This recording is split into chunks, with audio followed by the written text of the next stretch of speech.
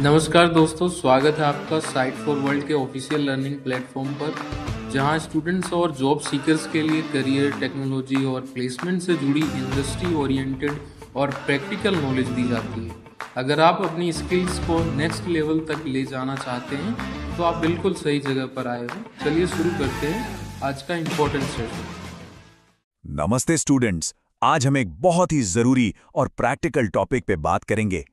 एक Jupyter notebook में जो मॉडल बनाते हैं ना, उससे एकदम सॉलिड प्रोडक्शन रेडी सिस्टम में कैसे बदलें। रेडी हो? फोकस मोड ऑन है। अक्सर क्या होता है, मॉडल नोटबुक में तो हीरो जैसा चलता है, पर रियल वर्ल्ड में जाते ही जीरो हो जाता है। चलिए इस पूरी जर्नी को आसान बनाते हैं। तो सबसे पहला और सबसे बड़ा सवाल, सोचा है कभी, इतनी मेहनत से, इतने डेटा से बनाया गया मॉडल आखिर रियल वर्ल्ड में फेल क्यों हो जाता है? इसका जवाब ही आप समझ लो हमारे आज के इस विश्लेषण का फाउंडेशन है। इसी प्रॉब्लम को हम सॉल्व करने वाले हैं। हम सबकी कहानी यहीं से शुरू होती है, जुपिटर नोटबुक से। और जैसा कि फ्री कोड कैम ने बिल्कुल सही कहा है, नोटबुक एक्सपेरिमेंट करने के लिए आसान है, नो डाउट। लेकिन कभी सेल 5 रन किया, फिर सेल 2, फिर सेल 10, इससे स्टेट मैनेजमेंट इतना मुश्किल हो जाता है कि चीजें एकदम कंफ्यूजिंग हो जाती हैं। समझ आ रहा है ना मैं क्या कह रहा हूं? और ये स्लाइड इस प्रॉब्लम को बिल्कुल साफ साफ दिखा रही है। देखो, लेफ्ट में है हमारा टिपिकल नोटबुक वर्कफ्लो, हाथ से किया हुआ, थोड़ा बिखरा हुआ सा। और राइट में क्या है? एक साफ सुथरी ऑटोमेटेड प्रोडक्शन पाइपलाइन। जमीन आसमान का फर्क है ना? नोटबुक की जो फ्लेक्सिबिलिटी है वो एक्सपेरिमेंट के लिए तो अच्छी है, लेकिन रिलायबिलिटी के लिए वही उसकी सबसे बड़ी कमजोरी बन जाती है। तो सोल्यूशन क्या है? सिंपल, हमें एक ऑटोमेटेड असेंबली लाइन बनानी है। सोचो, जैसे एक कार फैक्ट्री में हर पार्ट एक फिक्स्ड स्टैंडर्ड प्रोसेस से गुजरता है, बिल्कुल वैसे ही हमारा डेटा और मॉडल भी एक स्टैंडर्ड रिपीटेबल प्रोसेस से गुजरेगा। इससे क्या होगा? ह्यूमन एरर कम होगा और कंसिस्टेंसी बढ़ेगी। सिंपल। और इस असेंबली लाइन को बनाने के लिए हमारे पास एक बहुत पावरफुल टूल है, साइकिट-लर्न पाइपलाइन। ये क्या करता है? ये डेटा प्री प्रोसेसिंग से लेकर मॉडल ट्रेनिंग तक सारे के सारे स्टेप्स को एक चेन में जोड़ देता है।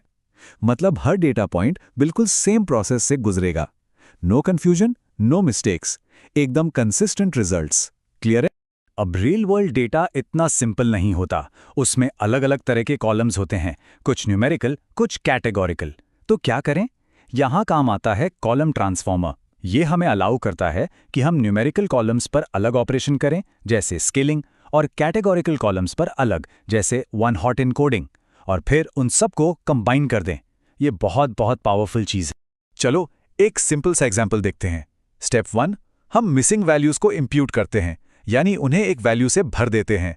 स्टेप 2, न्यूमेरिकल फीचर्स को स्केल करते हैं ताकि सब एक रेंज में आ जाएं। और स्टेप 3, मॉडल को ट्रेन करते हैं। पाइपलाइन के थ्रू ये पूरा प्रोसेस अब ऑटोमेट हो गया है। एक बार सेट करो और बस। तो हमने पाइपलाइन बनाई और मॉडल डिप्लॉय कर दिया। सब आसान लग रहा है ना? लगा काम खत्म, राइट? रॉन्ग। एक मॉडल को प्रोडक्शन में डालना ये तो सिर्फ शुरुआत है। असली चैलेंज तो उसे वहां जिंदा रखना है। ध्यान से सुनना अब। ये एक बहुत बहुत इंपॉर्टेंट कॉन्सेप्ट है। हर मशीन लर्निंग मॉडल की एक लाइफ होती है। समय के साथ उनका परफॉर्मेंस गिरता है। इसे कहते हैं मॉडल डीके। रियल वर्ल्ड हमेशा बदलता रहता है, इसलिए मॉडल भी पुराना हो जाता है। ये टर्म नोट कर लो, इंटरव्यूज में अक्सर पूछा जाता है। इस डिके का एक बड़ा कारण है डेटा ड्रिफ्ट। सिंपल शब्दों में, आपने मॉडल को जिस तरह के डेटा पर ट्रेन किया था, अब प्रोडक्शन में उससे अलग तरह का डेटा मिलने लगा है। सोचो, आपने मॉडल को सर्दी के कपड़े बेचने के लिए ट्रेन किया और अब गर्मी आ गई है। जब इनपुट डेटा ही बदल गया तो मॉडल के अजम्पशंस तो पुराने हो ही जाएंगे ना? स्क्रीन पे देखो, ये चार्ट कॉन्सेप्ट को बिल्कुल क्लियर कर देता है। साफ दिख रहा है कि ट्रेनिंग के टाइम एवरेज कस्टमर रेट ज्यादा थी, लेकिन अब प्रोडक्शन में ये कम हो गई है। इसका क्या मतलब हुआ? मतलब अब हमारे पास ज्यादातर यंग कस्टमर्स आ रहे हैं। ये डेटा ड्रिफ्ट का एक परफेक्ट टेक्स्ट बुक एग्जाम्पल है। अच्छा, अब एक और साइलेंट किलर है। इसका नाम है कॉन्सेप्ट ड्रिफ्ट। यहां डेटा का डिस्ट्रीब्यूशन शायद ना बदले, लेकिन डेटा के वेरिएबल्स के बीच का रिलेशनशिप बदल जाता है, उनका मतलब बदल जाता है। बेस्ट एग्जाम्पल, कोविड से पहले कॉफ शायद सिर्फ नॉर्मल सर्दी जुकाम का फीचर था, लेकिन कोविड के बाद कॉफ और फीवर का रिलेशनशिप एक ज्यादा सीरियस इलनेस की तरफ इशारा करने लगा। देखा, डेटा वही है पर मतलब बदल गया। यही है कॉन्सेप्ट ड्रिफ्ट। और ये स्लाइड कॉन्सेप्ट ड्रिफ्ट का असर बिल्कुल साफ दिखाती है। देखो, पहले महीने मॉडल 95% एक्यूरेट था, सॉलिड परफॉर्मेंस। फिर धीरे धीरे बिना किसी एरर के उसकी एक्यूरेसी 6 महीने में 84% तक गिर गई। यही होता है साइलेंट फेलियर। आपको पता भी नहीं चलता और आपका मॉडल आउटडेटेड हो जाता है। तो इस मॉडल डीके से लड़ने के लिए हमें चाहिए एक चौकन्ना गार्डियन, एक बॉडीगार्ड, और वो है मशीन लर्निंग मॉनिटरिंग। ये कंटिन्यूसली हमारे मॉडल की हेल्थ पर, उसके परफॉर्मेंस पर नज़र रखता है। तो हम मॉनिटर क्या करते हैं? एक चेकलिस्ट बनाते हैं। हम डेटा क्वालिटी चेक करते हैं, मॉडल परफॉर्मेंस जैसे एक्यूरेसी को ट्रैक करते हैं, डेटा और प्रिडिक्शन ड्रिफ्ट पर हमेशा नज़र रखते हैं, और ये भी देखते हैं कि मॉडल कहीं बायस तो नहीं हो रहा।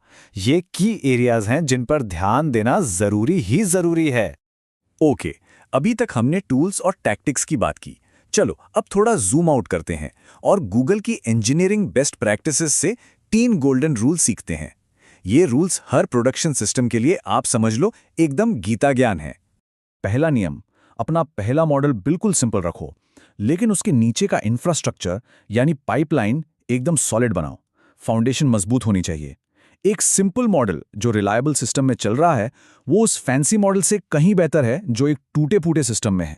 दूसरा नियम है, ये माइंडसेट बना लो कि मॉडल बनाना एक वन टाइम प्रोजेक्ट नहीं है। प्लान करके चलिए कि आप लॉन्च करेंगे, मॉनिटर करेंगे और फिर रियल वर्ल्ड डेटा के बेसिस पर उसमें सुधार लाते रहेंगे। ये एक कंटिन्यूअस साइकिल है। एक बार बना के भूल जाना, ऐसी गलती मत करना। और तीसरा, और शायद सबसे जरूरी नियम है, ट्रेनिंग सर्विंग स्क्यू से बचना। इसका सिंपल सा मतलब है, जिस तरह के डेटा पर मॉडल को प्रोडक्शन में काम करना है, बिल्कुल वैसा ही डेटा ट्रेनिंग में यूज करो। थोड़ा भी फर्क हुआ तो ट्रेनिंग और प्रोडक्शन के परफॉर्मेंस में अंतर आ जाए। तो आज हमने एक सिंपल नोटबुक से एक रोबस्ट प्रोडक्शन रेडी सिस्टम तक का सफर देखा। ये सफर पाइपलाइन, मॉनिटरिंग और अच्छे इंजीनियरिंग प्रिंसिपल से तय होता है। अब आपकी बारी। आपके लिए एक सवाल। मान लीजिए आपका मॉडल लाइव हो गया है। आप डेटा ड्रिफ्ट और कॉन्सेप्ट ड्रिफ्ट में से किसे सबसे पहले मॉनिटर करेंगे और क्यों? थोड़ा सोचो और अपना जवाब कमेंट सेक्शन में जरूर बताना। नेक्स्ट विश्लेषण में मिलते हैं। तो हमारे चैनल को सब्सक्राइब कीजिए और वीडियो को अपने दोस्तों के साथ शेयर जरूर कीजिए। कमेंट सेक्शन में अपना डाउट या नेक्स्ट टॉपिक लिखना मत भूलिएगा।